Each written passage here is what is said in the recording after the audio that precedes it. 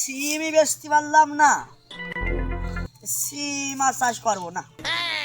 মানুষ গাদি গাড়ি টাকা সিম বেচছে, সিমের দাম নেই ফার্ম নেই, আমার সিমও ধরলো না, সিমও বেচতে পারলাম না। ও বাবু বইতে কি গাছ সিমের বইতে? ওই কাজ টাজ করছি বাবু।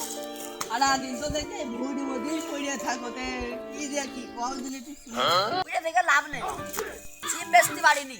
এত কষ্ট করি, এত টাকা খরচ করি, এক শেষ সিমও বেচতে পারি।